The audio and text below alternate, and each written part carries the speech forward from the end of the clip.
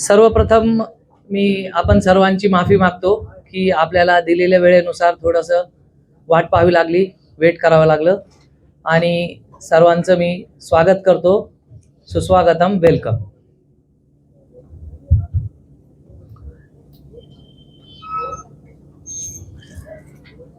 5 अगस्त 2024 इस डेट में महाराष्ट्र स्टेट वक्फ बोर्ड में मेरी अध्यक्ष के तौर पे, चेयरमैन के तौर पे नियुक्ति हुई और उसके बाद मैं समीर काजी, अध्यक्ष महाराष्ट्र स्टेट वक्फ बोर्ड की अध्यक्षता में हमारे वक्फ बोर्ड की आज सबसे पहली बैठक संपन्न हुई, जिसमें मेरे साथ मीटिंग में honourable member and MLA Farooq Shah साहब, ऑनरेबल मेंबर डॉक्टर मुदस्सिर लांबे साहब, ऑनरेबल मेंबर हसनैन शाकिर साहब, ऑनरेबल मेंबर मौलाना अतहर अली साहब, ये सब मेंबर आज इस मीटिंग में उपस्थित थे और हमारे सीईओ मिस्टर जुनैद सैयद साहब, डिप्टी सीईओ मुशीर साहब और दीगर स्टाफ.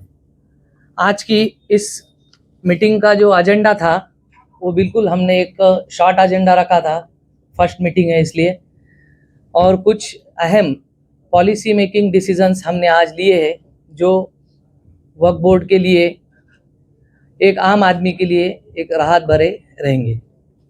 इसमें हमने जो डिसीजंस लिए हैं वो मैं आपको वन बाय वन बताता हूँ.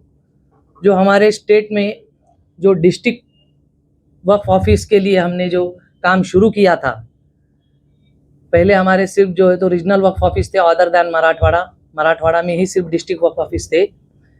तो इस रिमेनिंग जो डिस्ट्रिक्ट्स है हमारे, वहाँ पर 1 महीने के अंदर सारे ऑफिस शुरू करने के हमने सीईओ को आज डायरेक्शन दिए है. दूसरा, काम के अंदर एक ट्रांसपेरेंसी आए, कामकाज सब लोगों का टाइम टू टाइम हो, इस उद्देश्य से हमने महाराष्ट्र के हर ऑफिस में सीसीटीवी और बायोमेट्रिक यंत्रणा बिठाने के आदेश आज सीईओ को दिए. उसके बाद जो हमारे वक्फ बोर्ड की जो जान है, आत्मा है जिसको बोलते हैं, जो हमारा रिकॉर्ड है, वो रिकॉर्ड की हिफाजत हो, इसके लिए उसके लिए आधुनिकीकरण करके ऑटोमेटिक मशीन के ज़रिए से फाइल का रिकॉर्ड मेंटेन करेंगे हम. और जो फाइल एक कंप्यूटर से ऑपरेट होगी, उस फाइल का नंबर दबाने पे वो फाइल बाहर आएगी. अगर कोई फाइल मिस होती है तो आखिरी बार वो फाइल किसने निकाली थी उसका रिकॉर्ड उस कंप्यूटर पे मौजूद रहेगा. इस वजह से हमारा रिकॉर्ड महफूज रहेगा. उसके बाद जो हमारा वक्फ बोर्ड का हेडक्वार्टर है औरंगाबाद संभाजी नगर, यहाँ पर जो हमारा सिस्टम था कामकाज का, उसको हमने तकरीबन पूरी तरह बदल दिया है. जो स्टेट गवर्नमेंट का काम चलता है उस तरीके पर अब हमारे वक्फ बोर्ड का काम चलेगा. जैसे कि एक रजिस्ट्रेशन का एप्लीकेशन है, स्कीम का एप्लीकेशन है, चेंज रिपोर्ट का एप्लीकेशन है, या फिर किसी मस्जिद की एनओसी का एप्लीकेशन है. तो पहले हमारा सिस्टम था कि कोई भी, भाई नागपुर में भी अगर कोई इंस्टीट्यूट है तो वह संभाजी नगर आता था और एप्लीकेशन देता था. तो ऐसे एप्लीकेशन हमारे पास 100, 200, 500 जमा होते थे. फिर उसका रिपोर्ट कॉल होता था. वो रिपोर्ट कॉल होने के बाद फिर वो स्क्रूटनी होता था, उसके बाद सीओ, उसके बाद बोर्ड. तो ये सिस्टम को चेंज करके हम अब ये एप्लीकेशंस हर डिस्ट्रिक्ट वक्फ ऑफिस में लेंगे और उस डिस्ट्रिक्ट वक्फ ऑफिसर को टाइम बाउंड प्रोग्राम दिया है. हमने सीईओ को डायरेक्शन दिए है कि जो भी एप्लीकेशन डिस्ट्रिक्ट वक्फ ऑफिस में आएगा, इस संबंधित जो मैंने कहा है अभी, 15 दिन के वर्किंग डेज में वो एप्लीकेशन को स्क्रूटनी करके अपना रिपोर्ट लगा के हेड ऑफिस को भेजेगा. किसी भी एप्लीकेशन के लिए कोई भी आदमी को उसका फॉलोअप लेने के लिए औरंगाबाद के, संभाजी नगर के चक्कर काटने नहीं पड़ेंगे, या किसी भी काम के लिए हेड ऑफिस आना नहीं पड़ेगा, उसको उधर डिस्ट्रिक्ट वक्फ ऑफिस में ही मिलेगा। अगर 15 वर्किंग डेज में अगर वो रिपोर्ट नहीं करता है तो उस ऑफिसर को उसका जवाब देना होगा। और आगे अहम मसला, हमने आज एक खास जो डिसीजन लिया है, जो आम खास मैदान, वहाँ पर एक इंटरनेशनल फुटबॉल स्टेडियम का प्रस्ताव जो हमने प्राइमरी सैंक्शन दिया था आज से 2 साल पहले, उसकी अंतिम मान्यता के लिए आज हमारे पास आया था। जो 100 करोड़ का प्रोजेक्ट है उसको हमने आज मान्यता दी है। और ये इंटरनेशनल फुटबॉल स्टेडियम जो होने जा रहा है, इसकी ओनरशिप टोटली, भले गवर्नमेंट के फंडिंग से बनेगा लेकिन टोटली ओनरशिप इसकी वक्फ बोर्ड की होगी, जो वक्फ बोर्ड के इतिहास में ये सबसे बड़ा और ड्रीम प्रोजेक्ट रहेगा। उसके बाद जो अहम डिसीजन और एक लिया गया है, सेक्शन 76 और 77 में जो प्रोविजंस है एक्ट के अंदर, कि वक्फ के ज़रिए से हम जो है माइनॉरिटी के बच्चों के लिए रिसर्च के लिए स्कॉलरशिप दे सकते हैं, हमारे बेवाओं के लिए पेंशन दे सकते हैं। वो प्रोविज़न में हमारे पास कोई अकाउंट नहीं था, उस अकाउंट को खोलने का आज हमने फैसला लिया है, कैश वक्फ अकाउंट। और इसमें से हम हमारे माँ बहनें जो बेवाएं हैं, यतीम है, उनको पेंशन देने का काम इंशाल्लाह करेंगे। और जो बच्चे माइनॉरिटीज़ के पोस्ट ग्रेजुएशन के बाद रिसर्च करना चाहते हैं उनको उसमें से स्कॉलरशिप दी जाएगी। लेकिन इसके लिए एक्ट में रिजोल्यूशन पास करते वक्त कोई लाइकुना न रहे, क्योंकि नया काम करने जा रहे हैं हम ये, इसके लिए हमने एक त्रिसदस्यीय समिति बनाई है जिसके अध्यक्ष सीईओ होंगे और डिप्टी सीईओ और senior council of high court, Bombay high court के कोई भी एक सीनियर काउंसिल उसके हमारे सदस्य होंगे। इनको हमने अगले मीटिंग से पहले अपनी रिपोर्ट कि ये पॉलिसी हम किस तरीके से एप्लीकेबल कर सकते हैं ताकि कोई इसके अंदर लाइकुना नहीं रहे और बाद में कोई हमें प्रॉब्लम का सामना ना करना पड़े, इसलिए हमने वो त्रिसदस्यीय समिति आज गठित की है और उनको निर्देश दिए हैं कि अगली मीटिंग से पहले वो अपना अहवाल सादर करे और नेक्स्ट मीटिंग में इस बारे में हमने जो अभी कहा है डिसीजन लिया जाएगा।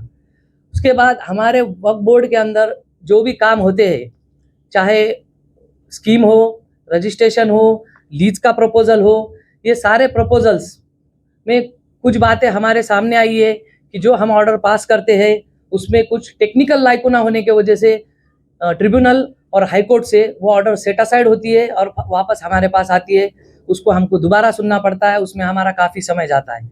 इसके लिए हमने एक लीगल फर्म अपॉइंट करने का डिसीजन लिया है और उस बारे में भी हमने सीईओ को डायरेक्शन दिए है। उस लीगल फर्म के ज़रिए से हर लीगलिटी फाइल की चेक की जाएगी, उसके बाद ही बोर्ड के अंदर वो फाइल आएगी ताकि हमारी ऑर्डर किसी भी कोर्ट में जाकर सेट असाइड न हो।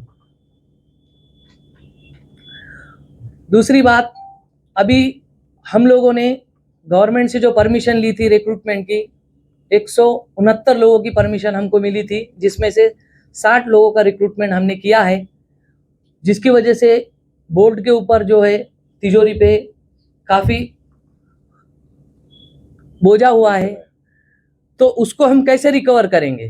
तो हमारा जो मेन इनकम है वक्फ फंड है, लीज इनकम है जो डायरेक्ट इदारे हमारे, तो इसके ज़रिए हो सकता है।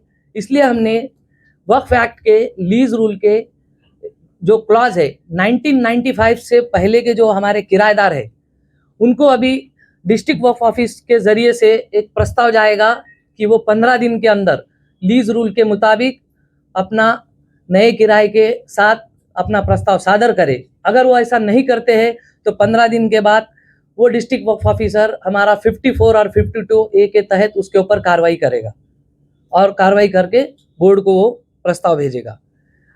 और जो हमने रजिस्ट्रेशन की बात की है ऑनलाइन की, तो आज से 15 दिन के बाद आपको सर्टिफिकेट इंशाल्लाह घर बैठे मिलेगा मोबाइल पर डाउनलोड करके, और उसके बाद 1 महीने से 1.5 महीने के अंदर जो हमारी स्कीम है वो भी आपको ऑनलाइन तरीके से मिल जाएगी। इस तरीके के हमने जो एक आम आदमी 200 किलोमीटर 400 किलोमीटर से आता था, संभाजी नगर में हेड ऑफिस में भीड़ में खड़े रहता था, उसको घंटों तक समझ भी नहीं आता था कि मेरा एप्लीकेशन गया किधर, तो वो चीज़ अब इसके आगे नहीं होगी। हर चीज़ डिस्ट्रिक्ट वर्क ऑफिस से होंगे। एक बड़ी राहत आम लोगों के लिए है कि उसके ही डिस्ट्रिक्ट में उसको हर चीज़ मिलेगी। कोई सर्टिफिकेट लेने के लिए उसको हेड ऑफिस आने की ज़रूरत नहीं पड़ेगी। ये सारे अहम डिसीजंस हमने आज लिए हैं। पहले सवाल तो ये कि आम खास के ताल्लुक से आपने जो बताया तो गजेटेड मुतवल्ली है वहाँ पर, अच्छा, तो उनकी इसमें रजामंदी है, जबकि वो कोर्ट में भी ये मैटर चल रहा है। ओके। दूसरी बात, आम खास के ताल्लुक से वो पूरा सर्वे नंबर 210 पूरा वक्त लैंड है, तो उसका भी जो स्मार्ट सिटी का जो मसला चल रहा था, तो उस ताल्लुक से क्या डिसीजन लिया गया? वक्फ लैंड है तभी तो हमने परमिशन दी ना। तो उसका क्या किराया वगैरह तय हुआ? कोई एग्रीमेंट नहीं, कुछ नहीं? नहीं, आपको मैंने कहा ना कि वक्फ की ओनरशिप रहेंगी वो। अरे भाई, तो उसका जो होने वाला इनकम है, जाहिर सी बात है वक्फ बोर्ड की रहेंगे ना। वो गजेटेड मुतवल्ली है ना उसके वहाँ पर, तो वो उनका रजामंदी है क्या? देखो, गजेटेड मुतवल्ली है, अगर वो हमारे पास अपॉइंटेड है तो बिल्कुल उनके साथ नाइंसाफी नहीं होंगी। 2 साल 3 साल से उनका मतलब चल रहा है, वक्फ बोर्ड में गए वो। ठीक है सर, जो देखो लीगल बात है, अगर उनका वो विषय अलग है, हमने जो काम किया है वो अलग है, क्योंकि जो गवर्नमेंट प्रोजेक्ट्स है उसको मंजूरी देना नहीं देना ये वक्फ बोर्ड के अधिकार क्षेत्र में है, इसलिए हमने दी है। अब मुतवल्ली का क्लेम है वो अलग से करे, उसकी सुनवाई होगी और उसका अगर मेरिट पे है तो उसके ऊपर फैसला हो जाएगा। पूरा आमका 200 सर्वे नंबर 210 टोटली वक्त का है जी, जानते हैं। यस, पर जो गवर्नमेंट की जो कब्जे हैं स्मार्ट सिटी का ऑफिस से क्या है, तो उसके ऊपर भी कार्रवाई चालू है हमारी। स्मार्ट सिटी का ऑफिस है वो। हाँ, उसके ऊपर भी कार्रवाई चालू है हमारी। वो ट्रिब्यूनल में कंटेंट ऑफ कोर्ट होने के बावजूद भी वो ऑफिस का काम हुआ और वो चालू भी होगी, तो वक्फ बोर्ड ने कुछ भी नहीं किया उसमें। ट्रिब्यूनल में बोर्ड की मीटिंग भी नहीं होती कभी, कहाँ पर? लेना पड़ती है आपको यहाँ पर हज हाउस में स्मार्ट सिटी। और एक ऐसा सवाल है, 2 दिन पहले जो लोकसभा में नया अमेंडमेंट आया, हाँ, वक्त के ताल्लुक से, इसके बारे में बताइए, क्या इफेक्ट होने वाला है? देखिए, जो सदन में इस बिल की चर्चा हुई है, भारत का वो सबसे बड़ा सदन है, जब तक वहां से कुछ पास नहीं होता है हम उसके बारे में कोई कमेंट नहीं कर सकते सर, ये जो एंटीलिया का क्योंकि ये गवर्नमेंट बॉडी है। भूमिका क्या है? आपका क्या है? भूमिका बताइए। नहीं, हमारी आज के मीटिंग में भी उस पर डिस्कस हुई है कि हम हमारी राय गवर्नमेंट को पेश करेंगे। हाँ, नहीं, पूरा हम पहले वो समझ के लेंगे वो बिल को, उसके बाद हमारी राय कायम करेंगे कि जो हमें नुकसानदेह होगी उसके बारे में हम गवर्नमेंट के साथ बातचीत करेंगे। ऐसा तो नहीं आप सरकार का एक हिस्सा है, उसमें एक लेटर भेज देंगे हमारे भी ऐसे करके? नहीं, ऐसे नहीं होगा। एंटीलिया का जो मामला है उस पर क्या कहना है आपका? देखिए, सुप्रीम कोर्ट से जो हमारे पास मैटर बैक करके आए थे उसकी हेयरिंग्स चल रही है, और जब तक उसके जो मैटर हेयरिंग में होता है उस बारे में जुडिशियल बॉडी है, ये पहले ही कमेंट नहीं करेंगे। जिस दिन ये 184 मैटर हम डिस्पोज करेंगे उस दिन सिर्फ खास उसी के लिए प्रेस लेके उस बारे में जानकारी देंगे। सारे मेंबरान ने सहमति जताई है कि वो जो जमीन है वो वक्फ की नहीं है। नहीं, उस बारे में हम आपको मैंने बोल दिया कि 184 जिस दिन मैटर हमारे सुप्रीम कोर्ट के डिस्पोज हो जाएंगे उस दिन हम खास उसी के लिए प्रेस लेंगे और आपको पूरी जानकारी देंगे। समीर भाई, ये बताइए, ये जो नई भर्ती हुई है और जो आपने अभी जो प्रोग्राम बताया उसमें खर्चा होने वाला है, यस, खर्चा होने वाला है, हाँ, तो ये जो खर्चा है, ये जो बोझा है, हाँ, इसको सिर्फ आप फंड और लीज के ऊपर नहीं, कवर हो सकता है हमें इसके अलावा कोई और आपकी पॉलिसी?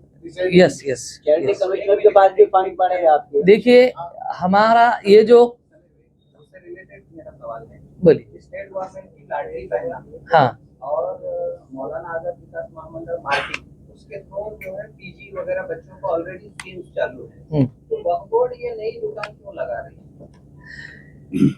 नहीं, नई दुकान नहीं है, जो एक्ट के प्रोविजन है उसमें हम काम करने की कोशिश कर रहे हैं। अगर बच्चों के लिए वहाँ पर एजुकेशन के लिए अगर स्कीम्स मिल रही है तो हम हमारे बेवा बहनों के लिए ज्यादा सोचेंगे।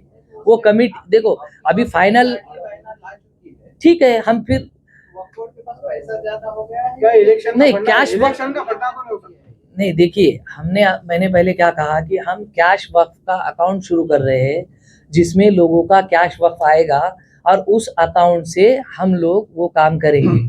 एक्ट में प्रोविजन तो ऐसे है कि वक्फ फंड में अगर हमारे पास फंड है तो हम उसमें से भी कर सकते हैं, लेकिन हमारे पास इतना फंड वक्फ फंड में नहीं है, इसलिए हम कैश वक्फ का अकाउंट नया शुरू कर रहे हैं और लोग देंगे, अच्छी स्कीम चल रही है इसलिए देंगे। वैसे भी तो लोग ऑलरेडी देते वक्त नहीं, वक्फ फंड एक अलग चीज होती वक्फ फंड एक अलग चीज है और ये चीज अलग है। हर काम के लिए देने नहीं, ये जो है ये इसमें ऐसा है कि एनजीओ जो है जो वक्फ बोर्ड को जो है सपोर्ट करना चाहते हैं उनको अलाउ किया जाएगा कि भाई अगर आप अपना कुछ अमाउंट डालना चाहते हो तो डाल सकते हो, और वो अमाउंट जो है ये स्कॉलरशिप के लिए जाएगा और जो विडोज जो है या बेवा जो है उनके लिए जाएगा। कितना तय किया है? नहीं, अभी वो नहीं, decide अभी वो समिति का अहवाल आएगा, वो हमको बताएंगे कि इसमें हम किस तरीके से आगे बढ़ना चाहिए, बढ़ेंगे। आपका जो सवाल था उसका जवाब देता हूँ मैं कि ये सब चीज़ों के लिए जो खर्च आने वाला है, जैसे कि सीसीटीवी, बायोमेट्रिक है, डिस्ट्रिक्ट वक्फ ऑफिसर है, उसका फर्नीचर है, तो हमको जो गवर्नमेंट से फंड मिलता है बड़कटीकरण के लिए, ये उसमें से हम निपटारा करने वाले हैं इसका। कितना खर्चा आने वाला है, कितना सरकार? इसमें हमको 10 करोड़ का प्रोविजन है और प्लस सप्लीमेंट्री बढ़ के भी मिलता है और उससे ज़्यादा, तो हमारा जो प्रोविजन है उसमें ये सारा निपटारा होगा। उस हिसाब से ही पहले हमने इसका कैलकुलेशन किया है और उसी पैसे में से हमारे ये सब काम हो जाएंगे। मीनारा मस्जिद को लेकर 2 बार नोटिस गई है, लेकिन एफआईआर अभी तक नहीं हुई है। एफआईआर अभी तक नहीं हुई है। 2 बार नहीं, एफआईआर का लेटर तो हमारे पास 2 बार जा से इशू चुका है। हुआ है। नहीं, एफआईआर का एक्चुअली हाईकोर्ट ने जो डिसीजन दिया हुआ है कि जिस दिन से आपका नोटिस जो ऑर्डर निकलेगा उसके 15 दिन का टाइम दिया हुआ है हाईकोर्ट ने। वो 15 दिन मेरे ख्याल से आज भी कुछ डेट थी वहाँ पे बॉम्बे हाईकोर्ट में, यस, तो अभी उसका अभी अपडेट नहीं मिला है कि क्या हुआ है, लेकिन ऐसा है कि ऑलरेडी ऑर्डर निकल चुकी है एफआईआर की। उनके 15 डेज का जो हाईकोर्ट ने रिलीफ दिया था हाईकोर्ट ने उनको, उसके हिसाब से आगे बढ़ रहे हैं। सर मेरा एक सवाल है सर, ये है कैरिटी कमिश्नर के पास और जो लैंड एक्विजिशन में जो जमीनें गई आपकी, तो उसका कितना फंड पेंडिंग है, आना है? नहीं, हमारी जो कमिश्नर के पास भी अच्छी खासी अमाउंट है। लैंड एक्विजिशन में जो पैसा हमारा अभी जमा है औरंगाबाद की पीएलए बात अकाउंट कर- में, औरंगाबाद की बात कर ले तो रोड वाइंडिंग में बहुत सारी जमीनें गई यार। वक्फ बोर्ड के पास रिकॉर्ड ही नहीं, कितनी जमीन गई, कहाँ से कितनी गई। नहीं, उसका रिकॉर्ड पीएलए अकाउंट में सारा पैसा जमा है और हमने एक मीटिंग भी लगाई थी उनके साथ, गवर्नमेंट के साथ, तो इस बारे में हमारा फॉलोअप चालू है। वो पैसा जल्द ही वक्फ बोर्ड के पास आएगा। कैरिटी कमिश्नर के पास कितना है अपना फंड? चैरिटी कमिश्नर का भी हमारा फॉलोअप चालू है, वो गवर्नमेंट के साथ हम कोई फिगर बताइए कि कितनी अमाउंट है उनके पास। तो नहीं सर, एक बात साहब एक सवाल है सर, कई जगह भर्ती होने के बावजूद जूनियर क्लर्क जिला वक्त अधिकारी की भूमिका निभा रहे, जूनियर क्लर्क। जिला वक्त अधिकारी बन के बैठे अमरावती वगैरह के। देखिए, अभी हमारे मैक्सिमम डिस्ट्रिक्ट्स में देखो, पहले तो हाल ऐसा था कि 4 डिस्ट्रिक्ट एक ही पर्सन के पास थे, क्योंकि हमारी मजबूरी थी, हमारे पास स्टाफ नहीं था।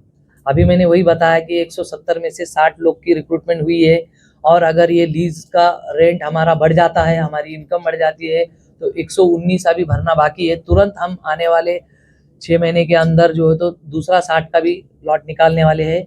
तो मैक्सिमम अभी जो हमारा स्टाफ नया आया है, जहाँ भी पिक डिस्ट्रिक्ट है उस डिस्ट्रिक्ट पे हमने डिस्ट्रिक्ट वक्फ ऑफिसर ही अपॉइंट किया है। जहाँ पर हमारे पास स्टाफ की कमी है, वहाँ पर हमने जो हमारे पास अवेलेबल एक्सपीरियंस होल्डर स्टाफ है उसको बिठाया है। सर, सर, आप अभी क्या है, इतने बड़े सर, पैमाने पर सर, एक रिक्रूटमेंट मिनट, कर रहे हैं, सर, लेकिन जो है, ऑफिसर्स नहीं है आपके पास।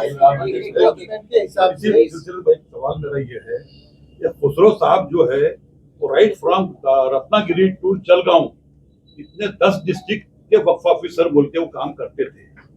अभी आपने कई जगह पर हमने डिस्ट्रिक्ट वक्फ ऑफिसर अपॉइंट किया है, उसमें आपने जो एक दिया और नंदुरबार, इसके लिए आपने एक डिस्ट्रिक्ट वक्फ ऑफिसर नया अपॉइंट किया है, और उसके तरफ एडिशनल चार्ज दिया गया था जलगांव डिस्ट्रिक्ट का। तो वहां पर अभी उसको इतना ज्यादा क्या प्रॉब्लम आ रहा 3 डिस्ट्रिक्ट के अंदर कि आपको जलगांव के लिए स्पेशल एक जूनियर क्लर्क को देना पड़ रहा है वहां पर। वो जूनियर क्लर्क को अगर आप दिया के जो डिस्ट्रिक्ट वक्फ ऑफिसर उसके में अगर दे देते क्लर्क बोल के, तो तीनों डिस्ट्रिक्ट संभाल सकता है वो। उसी तरह से एक बात और, जब्बार साहब जो है वो राइट फ्रॉम अपना Nagpur range to Amravati range 11 district संभालते थे अकेला क्लर्क वो। अभी वहां पर आपने नागपुर के लिए अपॉइंट किया, अकोला के लिए अपॉइंट यहाँ किया। बोलना क्या चाहते हैं? नहीं, मैं ये एक- एक बोलना मिनट चाह रहा होने हूँ दो। कि अभी वो डिस्ट्रिक्ट वक्फ ऑफिसर एक कलर को जो उसको अपने पालघर में अपॉइंट किया था, उसको अभी अमरावती में क्यों दिया उसको? एक सेकंड। क्या जरूरत पड़ गई उसको? अगर आप डिस्ट्रिक्ट वक्फ ऑफिसर अकोला और वाचिम के पास दे देते अगर, तो उससे काम करा गया ना उससे आप। ठीक है, अच्छा, जबकि आपका जो सैंक्शन ये है सर 169 के अंदर सैंक्शन कितना दिया हुआ है इसमें? डिस्ट्रिक्ट वक्फ ऑफिसर रहेंगे आपके पास हर डिस्ट्रिक्ट के अंदर, और जो ब्रांचेस आपके है वहां पर आप सुपरिटेंडेंट रैंक, मतलब एक ही रैंक के है वो। तो जब आपके पास में इतने सारे अपॉइंट हो गए हैं तो उनकी तरफ डिस्ट्रीब्यूट करो ना, एडिशनल सर चार्ज आपका सवाल खत्म हुआ तो जवाब देता हूँ। एडिशनल चार्ज आप दीजिए दूसरे को, ये क्यों नहीं दे रहे आप? देखिए, आपने जो सजेशन दिया है उसका मैं वेलकम करता हूँ। क्यों दे रहे हैं? इस बात पे हम जरूर गौर करेंगे और सीईओ को डायरेक्शन देंगे। लेकिन वक्फ बोर्ड का जो कामकाज चलता है वो एडमिनिस्ट्रेटिव पार्ट जो है, बोर्ड के सामने सारे महाराष्ट्र के काम को स्क्रूटनी करके लाकर रखना, ये जिम्मेदारी होती है सीईओ की। और सीईओ को एडमिनिस्ट्रेटिव पार्ट के अधिकार है वक्फ एक्ट में कि कौन उसको पावर है कि कौन से डिस्ट्रिक्ट में ज़्यादा काम है, वहाँ पर कौन ऑफिसर चाहिए, ये उसके सीईओ के अधिकार है। अब आपकी राय है, हम उसके बारे में सोचेंगे, लेकिन एडमिनिस्ट्रेटिव पार्ट के एक अपने पावर है, वो एक्सरसाइज कर रहा है हमारा सीईओ। तो उसमें अगर कुछ आपकी सजेशंस है तो हम उस पर विचार करेंगे। ये तो मेरा एक सीधा सवाल है Question कि था हमारा,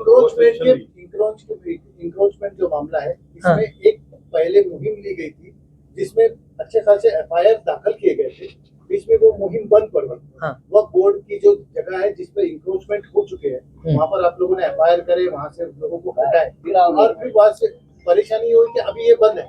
तो आपके इसके अंदर ये चालू करने वाले हैं क्या, या फिर इसका क्या करना? साहब मेरे आपने सुना नहीं, फिर मैंने क्या कहा कि 15 दिन की नोटिस दी जाएंगी, 15 दिन के बाद DW को ही डायरेक्शन है हमारा सीईओ की तरफ से कि 54 और 52A की कार्रवाई करेगा वो। किराएदार के लिए आपने- हाँ, जो नहीं, इंक्रोचमेंट इंक्रोचमेंट को भी, उसको भी नोटिस जाएगी। कब्जेदार के ऊपर एक्शन लेने का अधिकार हम डीडब्ल्यू को दे रहे हैं। सर मेरा एक सवाल है सर, नहीं, अपना सर थ्रू सीईओ, क्योंकि Through वक्फ CEO। एक्ट में जो पावर है थ्रू वेरीफाई करेगा उसको, और उसके बाद वो DW के थ्रू उसके ऊपर कार्रवाई करेगा। सर एक सवाल ऐसा है सर, अभी एक मिनट। पहचान है, तो अपने को फुल फ्लेज सीईओ मिलेगा क्या?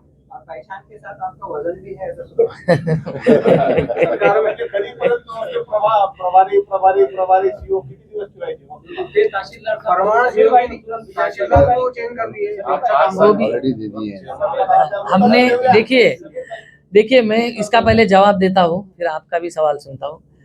ये देखो, बोर्ड का काम है रेजोल्यूशन पास करना, सीईओ अपॉइंट करना गवर्नमेंट का काम है। हमने रेजोल्यूशन पास किया है, गवर्नमेंट को भेजा है, जल्द ही हमको परमानेंट सीईओ मिलेगा, ऐसी अपेक्षा करते हैं। सर आप बड़े पैमाने पर रिक्रूटमेंट कर रहे हैं, लेकिन वक्फ बोर्ड में इमारत कब नहीं, हेड ऑफिस में देखिए, अभी हमारा मुंबई का ऑफिस तो अच्छा खासा बन गया है। हेड ऑफिस के लिए हमने हमारी जो पानी पुरवठा की जो इमारत है जो खाली हो चुकी है, उसके लिए जो है तो हमने आज ही डिस्कस किया है। हमारे ऑनरेबल मिनिस्टर जो है, माइनॉरिटी के मिनिस्टर अब्दुल सत्तार साहब, इनकी और जो पानी पुरवठा के मंत्री है गुलाबराव पाटिल साहब, इनकी बैठक लेने के बारे में आज डिसाइड हुआ है उसी इमारत को ताबे में लेने के लिए। सर मेरा एक सवाल है, अभी जो आपने बताया कि इसमें एक सवाल ये है कि आप आसपास से बात कर रहे हैं, आपने विजिट किया है क्या? हाँ, किया है, गए थे। आप सामने का एरिया देखें, जो है वो वहाँ सिटी क्लब के नाम से जो है, तो उसके बारे में जो उसके सिलसिले में कोई काम, कोई कदम उठाने के लिए शोध कर रहा है। पीछे जो है म्यूनिसिपल कॉर्पोरेशन में जो है स्मार्ट सिटी ऑफिस बना के रखी है, तो ये सब जो है इसको यानी कब तक आप लोग कर रहे हो? नोट डाउन हो नहीं, आज आमदार बनने का मेरा एक सवाल ये है। सर मुझे लगता है कि सर मेरा एक सवाल सुन लीजिए, सवाल किया ही नहीं अभी तक। सर ये संगीत सर, मेरा एक मस्जिद का सवाल जो सुनिए। मामला है उस पर आप पर भी एलिगेशंस लगे थे, हाँ, तो वो मामला क्या है? कहीं पे संगीन मस्जिद। मस्जिद देखिए, इस मामले में जो है, मैंने वो प्रॉपर्टी 2011 में खरीदी थी और ये प्रॉपर्टी की एंट्री मराठवाड़ा के गैजेट में थी, इसलिए वो वक्फ प्रॉपर्टी थी। और गवर्नमेंट का जो वक्फ बोर्ड का जो नियम है कि जो प्रॉपर्टी वक्फ के गैजेट में है, अगर वो किसी की गलती से प्राइवेट भी प्रॉपर्टी आती है तो वो वक्फ मानी जाएगी। तो उस हिसाब से 1 साल का पीरियड दिया गया था उसको चैलेंज करने के लिए कि किसी को लगता है कि इस गैजेट के अंदर ये गलती से वक्फ प्रॉपर्टी आई है, इसको निकालना चाहिए। तो 1975 में जो उस वक्त उस लैंड का जो ओनर था उसने उस गैजेट को चैलेंज किया था अंबाजोगाई सिविल कोर्ट में जूनियर डिवीज़न में, और वो सूट डिक्री हुआ था। उसमें एक इशू फ्रेम हुआ था कि ये प्रॉपर्टी वक्फ की है, तो कोर्ट का कंक्लूजन है ना। ये प्रॉपर्टी संगीन मस्जिद की है, तो कोर्ट ने कहा है ना। उसके बाद उस वक्त का मराठवाड़ा वक्फ बोर्ड जो था उसने डिस्ट्रिक्ट कोर्ट बीड में उस ऑर्डर को चैलेंज किया, और उस वक्त 1984 में वो ऑर्डर डिसमिस किया गया अपील को। उसके बाद सेकंड अपील हुई हाई कोर्ट में औरंगाबाद बेंच में। सेकंड अपील भी 2009 में डिसमिस हो गई, और उसका अपील आज तक किसी कोर्ट में हुआ नहीं है। उस प्रॉपर्टी को मैंने 2011 में ख़रीदा था। आज भी 7/12 के ऊपर मेरा नाम है, और सभी कोर्ट ने उसको वक्फ प्रॉपर्टी नहीं करके कहा है। उसके बाद मैं जब ओनर बनने के बाद 2011 में महाराष्ट्र वक्फ ट्रिब्यूनल में एक सूट आया जिसमें मुझे खुद पार्टी बनाया गया, क्योंकि मैं रियल इस्टेट डेवलपर्स हूँ, मेरा बिजनेस है, तो मेरा प्रॉपर्टी का काम है। तो इस वजह से हर बिजनेस में कॉम्पिटिटर होते हैं, तो उस हिसाब से ये पद पे आने के बाद मुझे 2011 में, जब तो मैं मेंबर नहीं था, तो 2011 में सूट आया, और वो सूट 2019 में विथ कॉस्ट डिसमिस हुआ, जिसमें ट्रिब्यूनल ने साफ कहा कि जो प्रॉपर्टी समीर काजी ने खरीदी है वो वक्फ की नहीं है। और आज तक किसी भी कोर्ट ने वो प्रॉपर्टी वक्फ है ऐसा कहा नहीं है। लेकिन ये बात इसलिए आती है कि 1974 में उसकी एंट्री थी, तो कुछ लोग वो पुराना कागज़ लेकर लोगों की दिशा भूल करते हैं। मैंने कोई भी गलत काम वक्फ के साथ किया नहीं हूँ। अगर किसी को लगता है तो आप न्यायालयीन लड़ाई लड़ सकते हैं। सर मेरा सवाल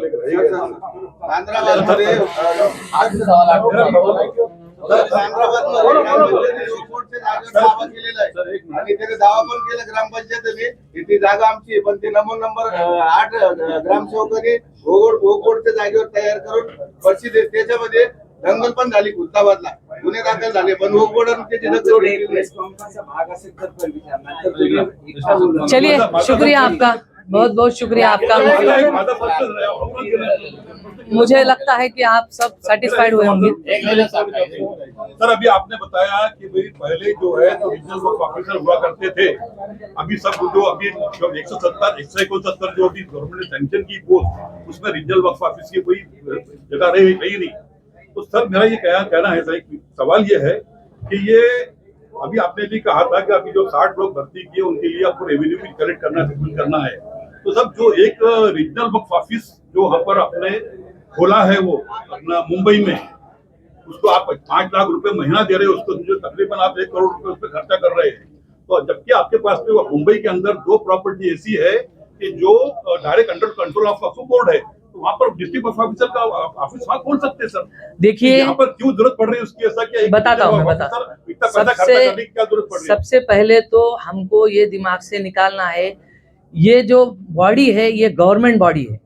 जैसे अदर महामंडल है वैसे ही ये एक महामंडल है, और ये गवर्नमेंट का ऑफिस है। गवर्नमेंट का ऑफिस कोई मस्जिद के, दरगाह के, कब्रिस्तान में क्यों रहे भाई? गवर्नमेंट का ऑफिस गवर्नमेंट की जगह में रहे। अगर हमको कोई जगह नहीं मिलती है तब हम वो दरगाह, मस्जिद, कब्रिस्तान के जगह में जाएंगे, वो भी उनको किराया देंगे, कंपलसरी नहीं है। नहीं, ठीक है ना, ओके, पहले से सिस्टम देखिए, हमारा सिस्टम ही ये बना है ना कि वक्फ का ऑफिस है तो रिलीजियस इंस्टीट्यूट में होना, लेकिन ऐसा नहीं है। ये गवर्नमेंट का जो है तो ये अंडरटेकिंग व्यवसाय है। अच्छा, तो ये इस जरूरी नहीं है। सर आपका सवाल, हमने अच्छे से अच्छा ऑफिस नहीं बनाना चाहिए क्या? लोगों को अच्छी सहूलत मिलनी चाहिए। जब ऑफिस अच्छा होगा तभी हम सहूलत दे पाएंगे। गवर्नमेंट से तो सैंक्शन हुई है पोस्ट वो रीजनल ऑफिस की। नहीं, डिस्ट्रिक्ट वर्क ऑफिस है हमारा। रीजनल ऑफिस आपने उद्घाटन किए थे वो उस वक्त जब नया नया शुरू हुआ था उस हमने वो वक्त था। चेंज किया है उसमें। अभी पहले वो हमारे पैसा आप पास इधर अपने रेवेन्यू में इस्तेमाल कर सकते हैं ना। अच्छा, आपके पास कौन सा सर, प्रपोजल ये है जो आपने बताया कि मुंबई के ऑफिस का? नहीं, ये वो सारा- कौन से दो ट्रस्ट से बताइए ना। नहीं, हम नाम बताइए। देखिए, ये पैसा हम वक्फ फंड से खर्चा नहीं कर रहे हैं, आप समझ लो। गवर्नमेंट से जो हमको पैसा आ रहा है उसमें से हम ये काम चला रहे हैं सब। सर 110 इंस्टीट्यूशन ऐसी है जो आपके नहीं, आपने कहा स्पेशल बोला ना। बता रहा हूँ आपको, वही बता रहा हूँ आपको मैं। बहुत बहुत शुक्रिया आपका, 110 थैंक यू वेरी ऐसी है मच। जो direct under control of Waqf board है। आ, उसमें की